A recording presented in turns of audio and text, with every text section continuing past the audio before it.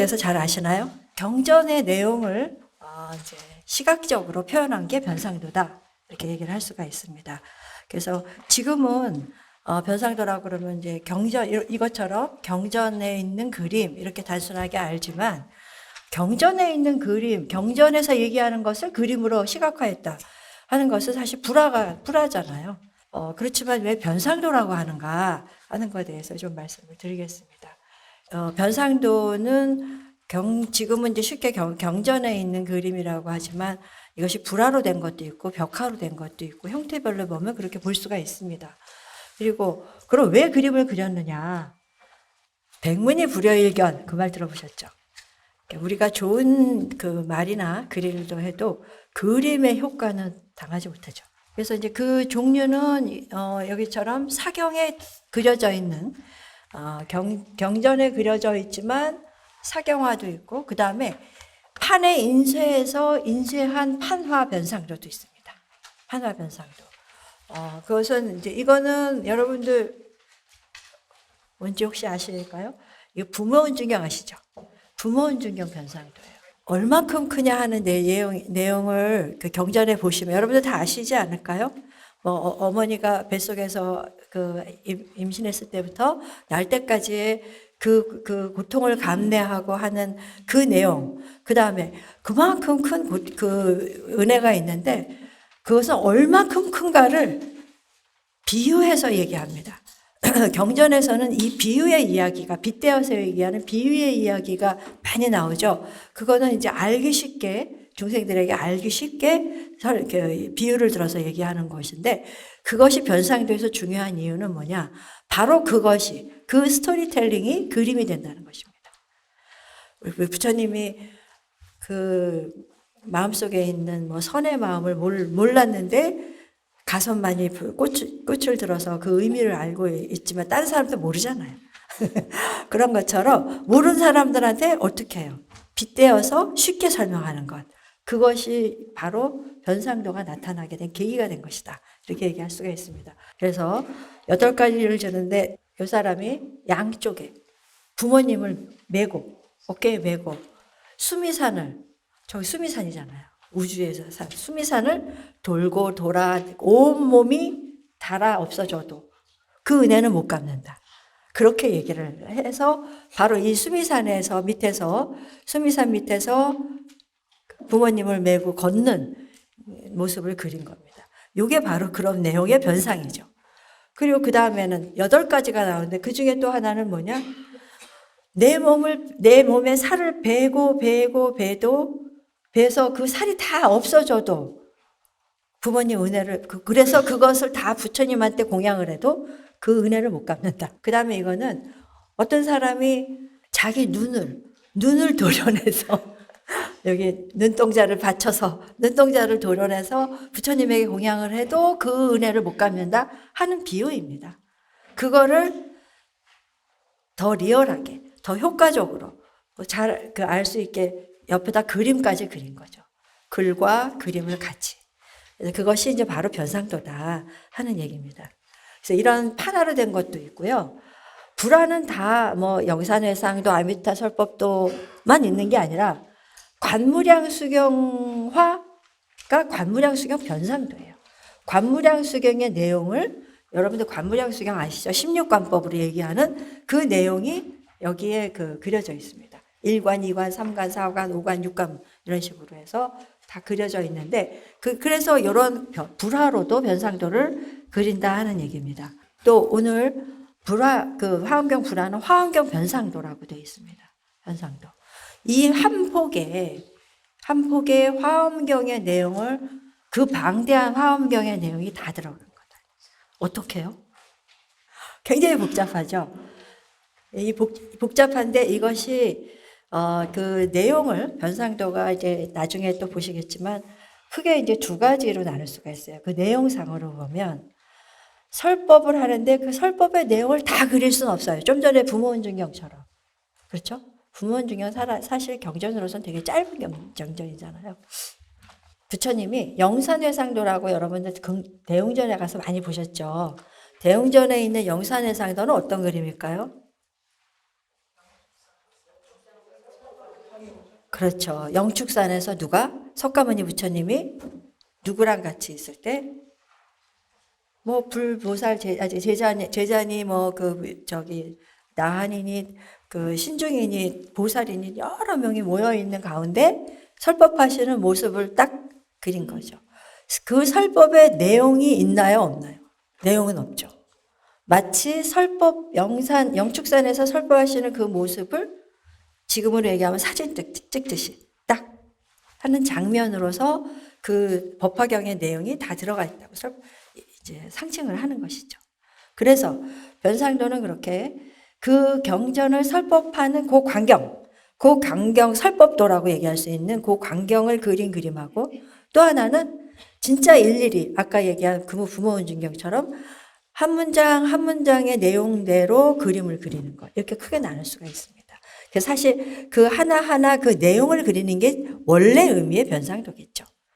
그러나 이제 어쨌든 경전의 그 하나로서 압축해서 그릴 때는 설법도로 대신하는 경우가 많습니다. 화엄경 변상도가 바로 그런 것입니다. 그 다음에 그런 불화도 있지만 변상도 중에서는 벽화로 되어 있는 것도 있어요.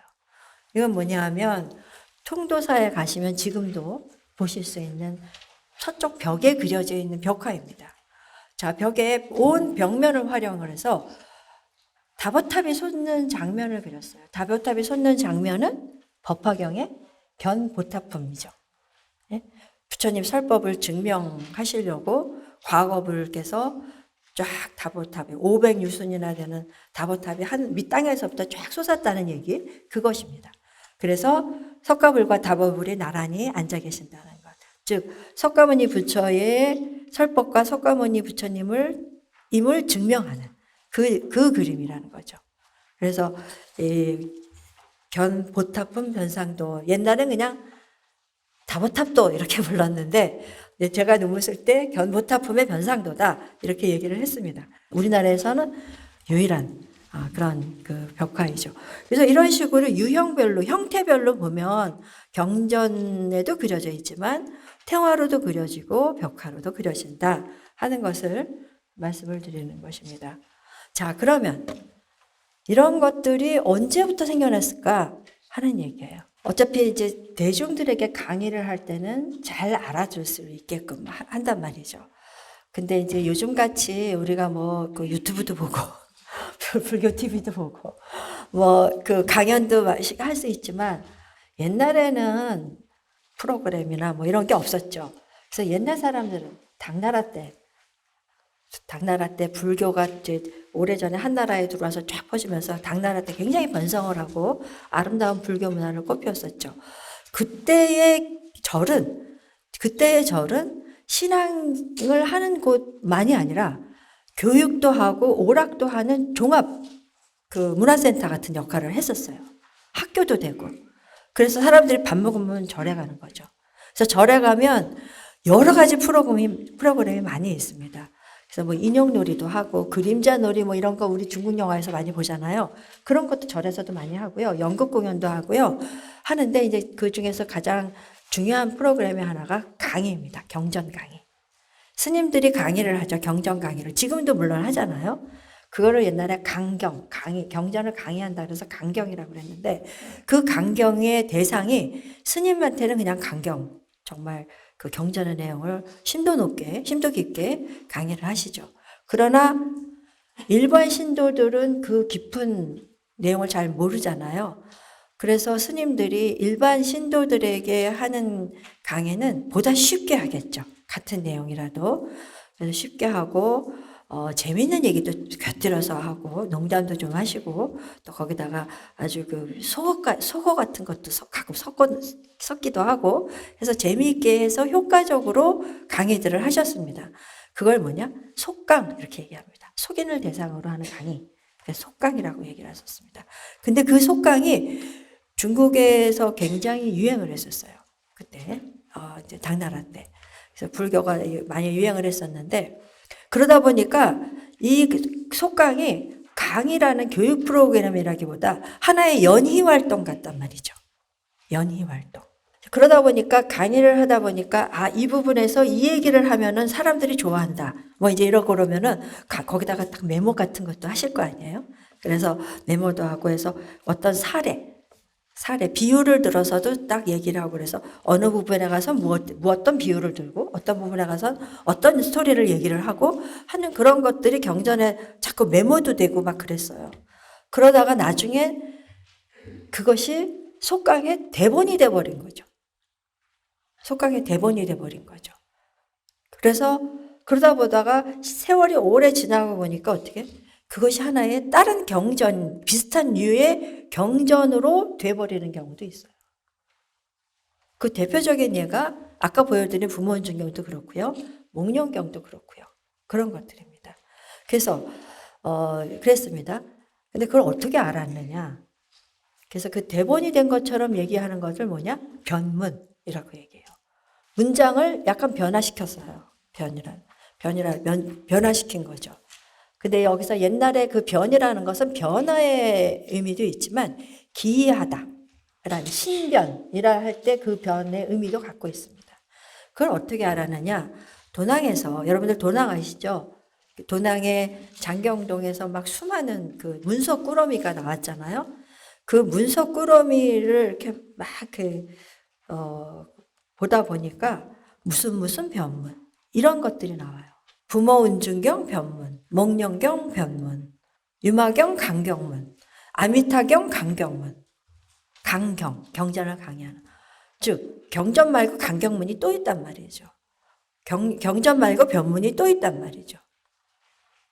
근데 그 내용의 기본은 그 경전인데 거기다가 내용이 어떻게 좀 더 확장된 거죠. 그 스님의 잘하는 속강승들의 그 유명한 스님들, 속강승으로 유명한 사람들도 나와요, 기록에. 뭐 문서 뭐 이런 사람들이 유명한 사람들이 나와요. 그래서 이런 것들이 변문이라는 이름으로 많이 발견돼서 도대체 변문이 뭐냐? 그냥 아미타경이 아니라 아미타경 변문은 뭐냐? 목련경은 있는데 목련 변문은 또 뭐냐? 그런 것들이 많이 나오니까 이제 거기에 대해서 연구를 했죠. 그러다 보니까 어떤 일정한 틀이 있는 거죠. 어떤 틀이냐? 그냥 글만 있는 게 아니라 글도 있고 운문, 산문과 운문이 곁들여 나온다는 얘기예요. 산문과 운문이. 즉 여러분들 우리 창 아시죠?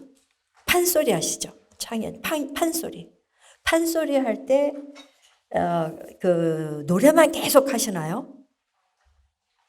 아니죠. 뭐 어떻게 하죠?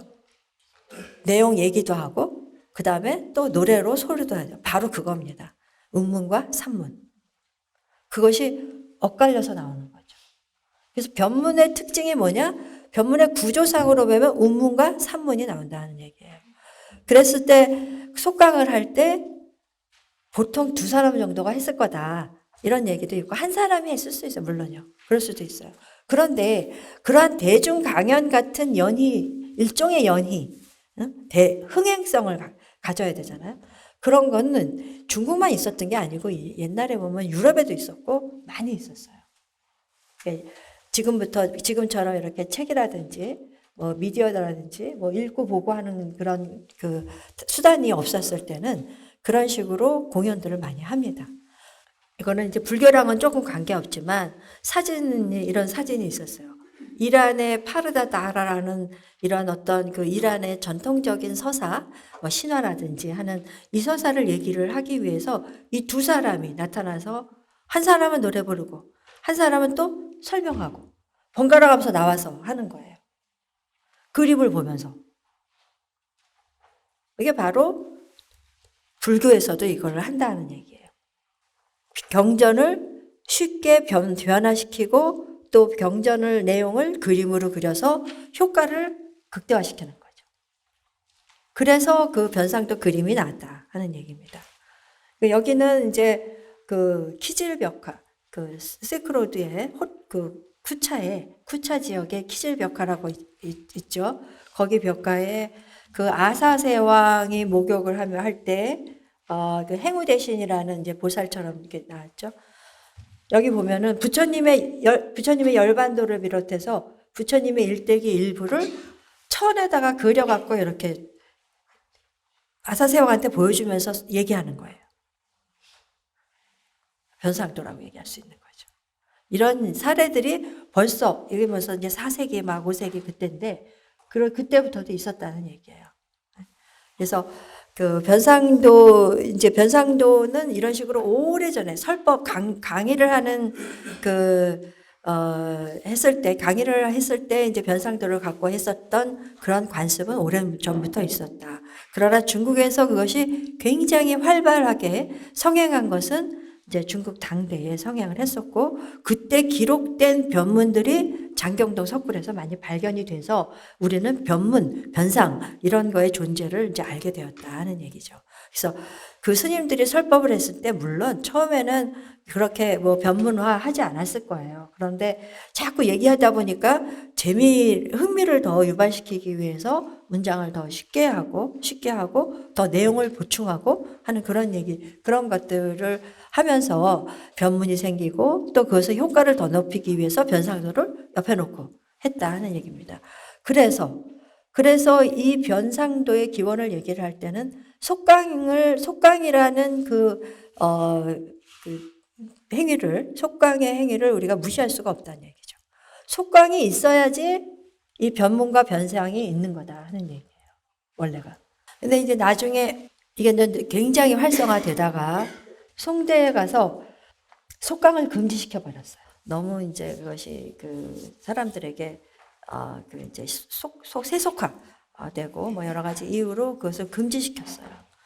그런데 금지시켰기 때문에 변상이 원래의 뜻에서 변질화되었다고 얘기할 수 있다는 얘기예요. 그러니까 속강을 잘 안 하니까 어떻게 해요? 많은 변문과 변상이 없어지는 거죠.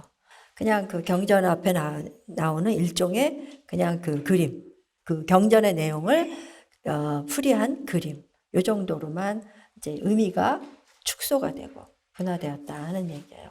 이제 그 내용이 이제 쉽지는 않은데 원래 그 변상의 의미는 거기서 나왔다 하는 것을 말씀을 드리고, 지금은 이제 경전을 시각화했다는 단순한 개념만 남은 거가 된다는 얘기예요. 근데 원래는 그렇게 단순한 개념이 아니다 하는 것을 말씀을 드리는 것입니다. 그 속강의 영향은 쭉 우리나라에도 있어서 그 고려시대 임금이 스님의 강의를 듣고 뭐 강경을 했다든지 그 스님을 초청해서 강의를 들었다든지 하는 얘기가 있죠. 그런 얘기도 있지만 우리는 이제 뭐 남아있는 게 사실 별로 없어요.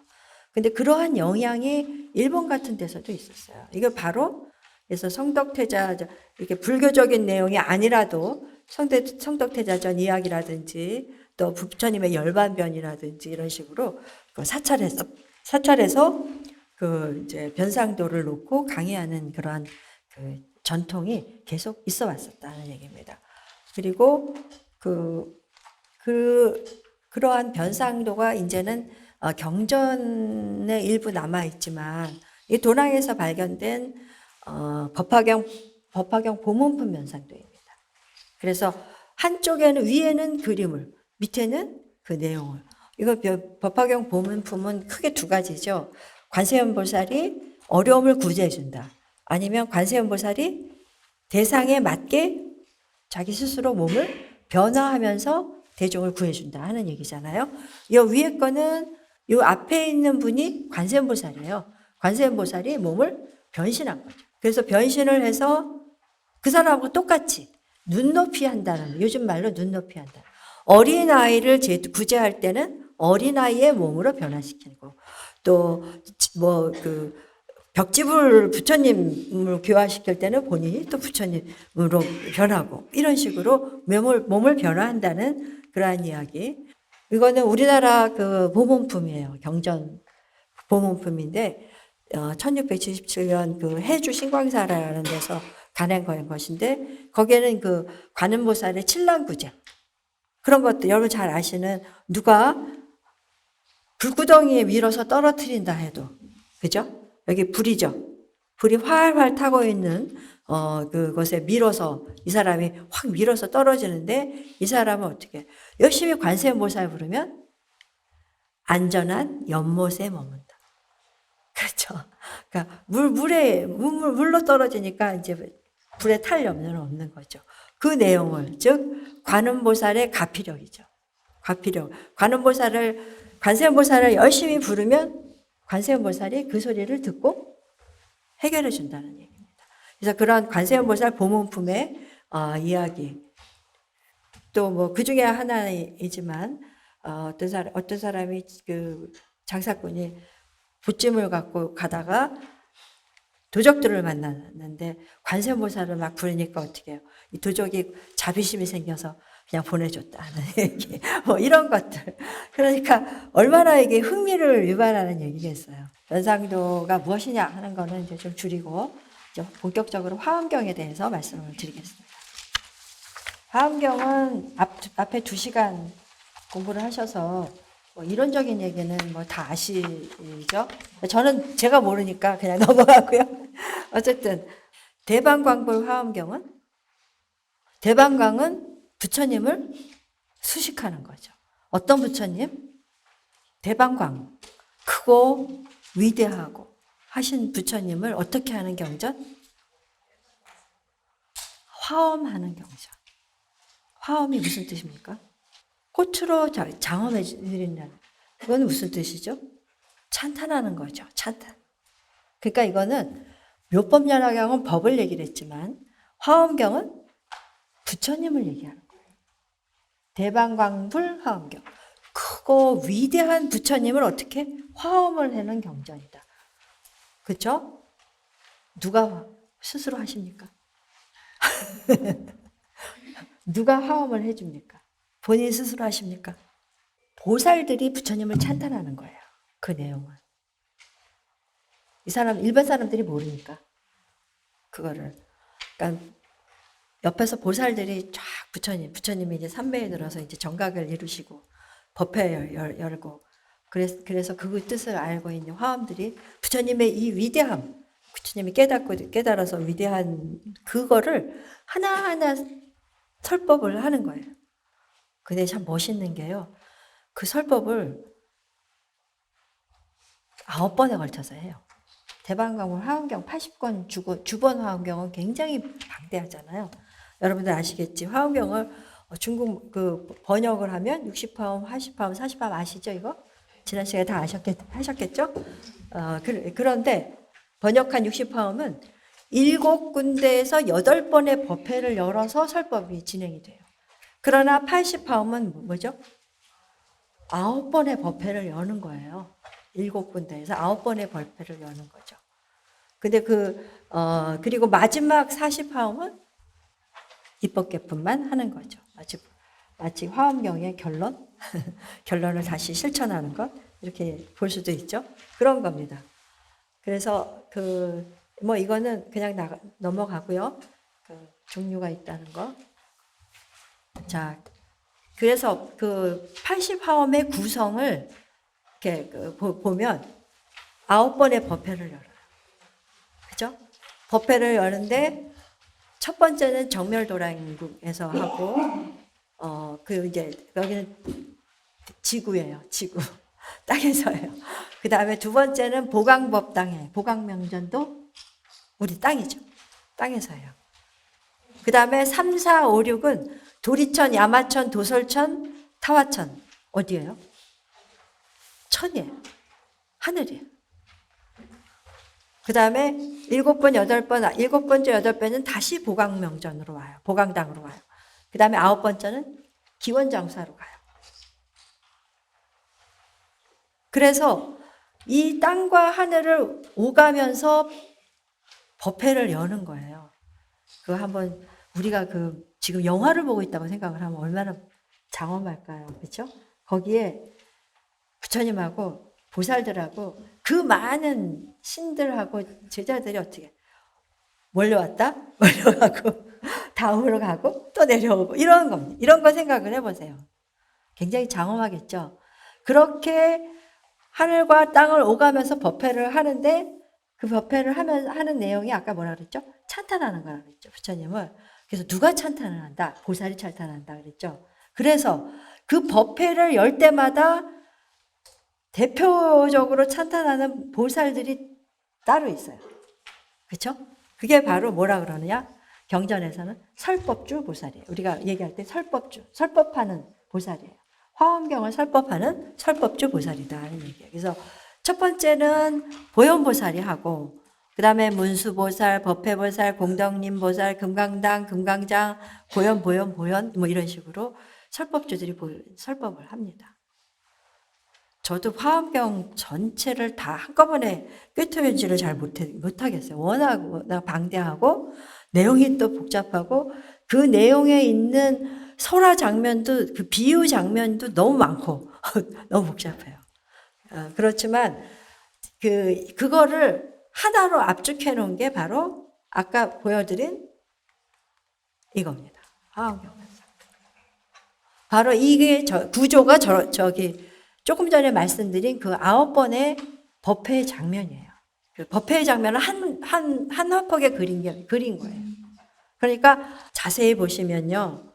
여기를 기점으로 해서 하늘과 땅이 갈라져요. 하늘과 땅이 갈라져서 여기가 제1법회예요. 보리도량 법회고, 그 다음에 여기가 세 군, 아까 보광명 법회가 3번이라 그랬죠. 그게 제2법회, 그 다음에 7, 8법회 겁니다. 그래서 여기 1법회, 첫 번째 법회, 여기 두 번째 법회, 그 다음에 3, 4, 5, 6 하늘로 올라가서 3, 4, 5, 6 가운데에 부처님이 계시는 거를 중심으로 이 위에 보면 3, 4, 5, 6을 보면 여기를 기점으로 해서 이쪽 권석들은 다 이쪽으로 보시고 이쪽 권석들은 다 이쪽을 보시고 그걸로 보시면 이게 구별이 돼요. 그래서 이 7처9회를 한 화면에 그 7처9회의 법회의 장면을 한 화면에 그린 것. 그게 바로 화엄경 변상도다. 지금 남아있는 4점밖에 없어요. 우리나라에. 그리고 마지막에 서다림회는 여기 이쪽에 있고 요 마지막에는 입법계품에 선제동자가 만나는 선지식을 쫙 그렸어요. 그래서 옆에는 그 선지식의 이름 이렇게 써서 명패 붙여서 이렇게 그 55 선지식을 쫙 그려놓은 것입니다. 그리고 여기는 연화자세계를 그렸습니다. 그래서 비록 설법을 부처님의 찬탄하는 내용은 그리지 않지만 이 법회의 장면을 한 화면에 놓은 굉장히 뭐라 그러나 이것만 봐도 좀 장엄하지 않아요? 네, 그런 그림이 이제 불화로 그려진 화엄경 변상도입니다. 그래서 하나만 첫 번째 법회의 장면을 한번 살펴보면 노사나 부처님 계시고 이제 여기서 이제 처음에 이제 질문을 하고 부처님 옆에 많은 보살들이 계시는데 그 중에 한 명은 옆에서 좀 크게 이렇게 표현이 돼요. 누굴까요? 네? 설법주 보살이에요.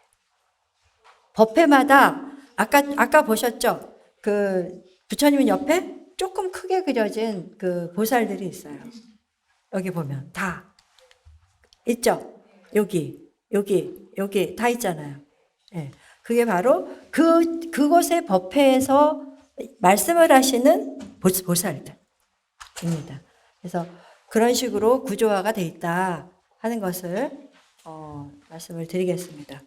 그래서 불화로 된 것은 이제 저런 식으로 돼 있고 형식이 다 똑같아요. 그것도 재미있는 게 10년 단위로 만들어졌어요. 그것도 저기 남쪽 지방에 송강사, 서남사, 쌍계사 이렇게. 이제 그 다음에 이제 본격적으로 변상도에 대해서 말씀을 드리겠습니다. 경전 변상도에 대해서 말씀을 드리겠는데 화엄경 변상도뿐만이 아니라 일반적으로 경전 변상도가 경전에 어디에 위치하느냐 크게 3가지 종류로 이렇게 나눠져 있어요. 하나는 이제 권수화라고 그래서 경의 맨 첫머리에 붙는다. 그래서 권수, 머리수, 권의 그 경전의 맨 처음에 경전의 내용을 요약하거나 압축한 그림을 하나 딱 그려놓는 것입니다. 그것으로서 이 경전이 무엇인가 하는 것들을 알 수가 있게 됩니다. 그걸 권수화 이렇게 얘기를 하는 것이죠. 그 다음에 이제 사파. 사파라는 건 말 그대로 삽입되는 거죠. 경문 중에 적절한 곳에 그 내용이 있는 곳에 관련된 그림을 옆에다 이렇게 쓱쓱 끼워 넣는 거죠. 아까 우리 보신 부명운준경 변상도가 바로 그러한 형식입니다. 또 하나, 이거는 목련경 변상도. 목련경 변상도 굉장히 재미있는, 우리나라 변문 그 변상도 중에서 제일 재미있는, 이야기하기 재미있는 변상도입니다. 굉장히 짧은 글이지만, 여기는 진짜 모든 그림이 18개인가의 그림이 경문 사이사이에 이렇게 탁탁 들어가 있어요. 여러분들 목련 아시죠? 목련. 목련의 별명이 뭐죠? 무슨 제일 하잖아요. 신통제. 목련은 신통력이 뛰어난 그런 제자예요. 그래서 목련이 이제 뭐 돌아가시는 어머니 찾으러 지옥 세계를 막 다니는 그런 장면들이 있고 하는 거예요. 그래서 지옥 세계의 무서운 이야기들이 막 들어가 있고 그렇습니다. 그런 내용이 이런 식으로 경전의 내용이 나오고 그 옆에 변상도가 있고 또 변상도가 있고 내용이 나오고 이런 식으로 전개가 되는 것입니다. 그래서 진정한 경전의 그림은 바로 이렇게 사파 내용이 이제 중요하죠. 이거는 이야기하면서 옆에다 그림을 그려놓고 설명하는 것처럼 한 책에 글과 그림이 교차하는 그런 것입니다. 그 다음에 이제 이 병렬화라고 내가 이름을 붙였는데, 그림하고 글이 이건 나란히 계속되는 거예요. 상하 또는 좌우, 앞페이지 뒷페이지에 이렇게 되는 거죠. 좌우라고 얘기를 했는데, 우리나라 인쇄를 이렇게 하잖아요. 그러면 이걸 책을 접을 때 어떻게 하죠? 이렇게 접잖아요. 그래서 좌우인데 앞뒤가 돼버리는 거죠. 네. 그런 식으로 돼 있는 거. 석시원류 응화사적 같은 게 이제 그런 것이죠. 그리고 이거는 아미타경이에요. 저 앞에 불설 아미타경 이렇게 돼 있죠. 아미타경은 어떤 경전이죠?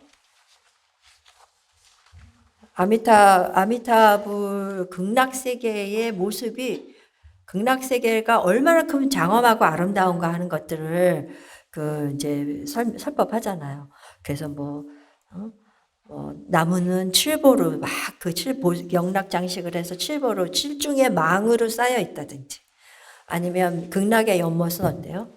금모래가 깔려 있고 극락조가 날고 있고 거기에서 팔공덕수가 나오고, 그래서 굉장히 아름답게 장엄된 모습을 설법하잖아요. 그것을 그림으로 그린 것입니다.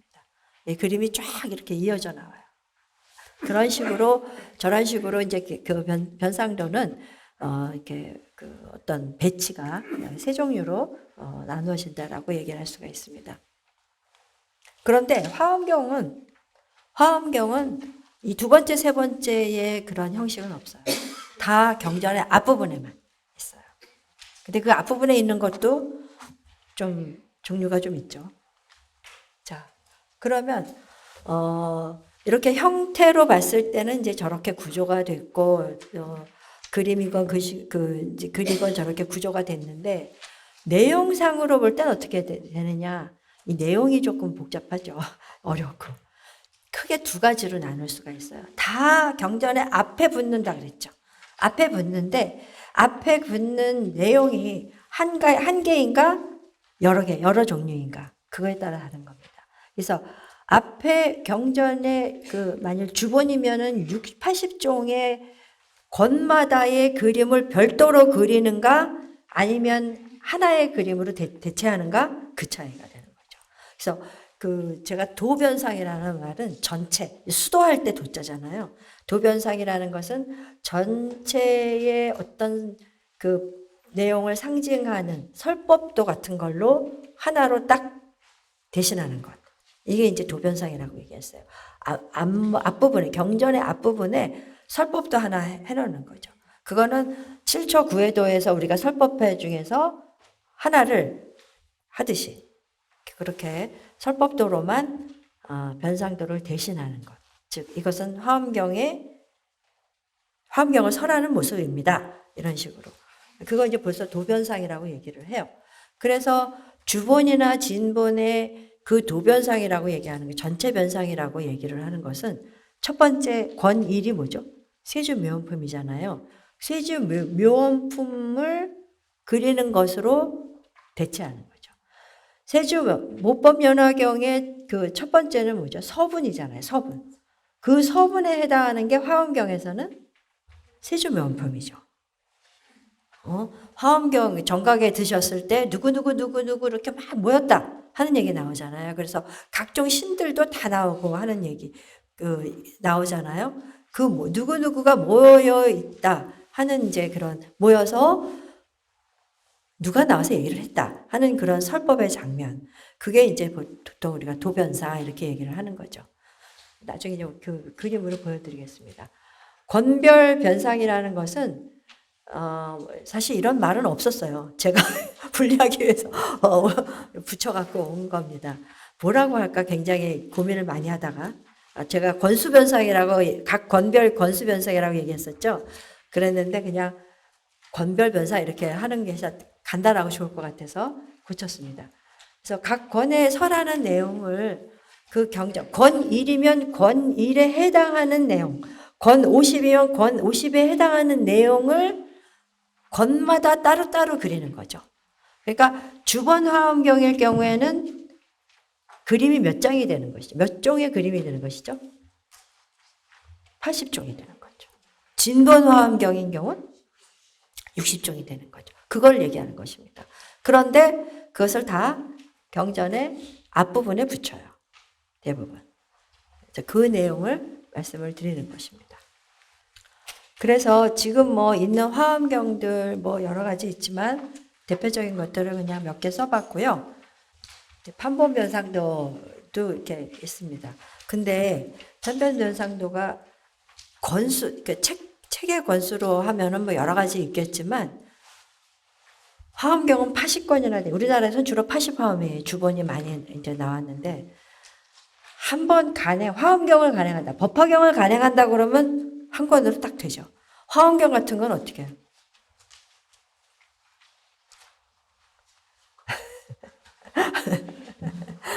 목판을 몇 개 해야 될까요? 그러니까 섣불리 못하는 거죠. 사경을 만든다 할 때도 여러분들 고려시대에는 사경을 이렇게 사경을 만드는 사경이라는 것은 베끼는 거잖아요. 그러면 한 번의 작업으로 몇 권을 만들어요. 한 번 작업하면서 몇 권을 만들죠? 한 번 작업해서 한 권밖에 못 만들어요. 근데 판본은 어떻게 해요? 한 번 판각하고 몇백 부 찍어낼 수 있잖아요. 근데 왜 사경을 해요? 찍으면 되지.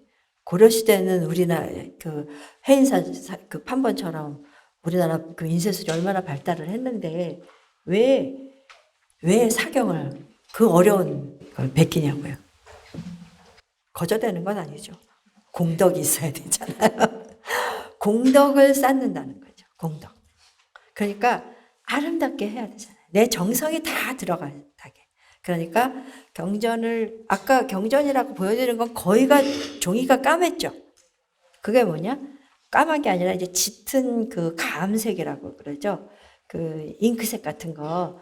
그래서 그거는 그 쪽빛, 쪽물을 쪽풀이 있잖아요. 그거를 여러 겹 물들여서 그렇게 되는 겁니다.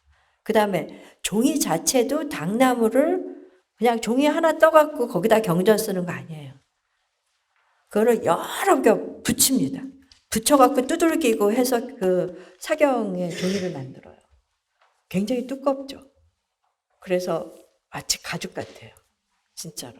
그래서 여러 겹을 해서 들어보면 굉장히 묵직해요. 요만한 거 하나라도. 그래서 그런 식으로. 그리고 거기다가 뭘로 그리나요? 금, 은. 왜 우리나라 지금 사경 필사 하시는 그 김경원 선생님도 지금 하시잖아요. 금가루, 은가루로 해요. 근데 너무나 정교하죠. 저 변상도의 크기가 이따가 이제 사진을 보면 알겠지만 세로가 뭐 20 몇 센치, 커봐야 이 정도. 가로가 한 40cm 내외. 그 조그만데 부처님 얼굴은 몇 센치나 될까요? 1.1 내지 1.5cm 그 정도. 2cm도 안 돼요. 거기에 눈, 코, 입 다 그려야 돼요. 사경, 옛날에 사경 하시는 분들이 얼마큼 섬세하게 정교하게 했는지 이제 아실 겁니다.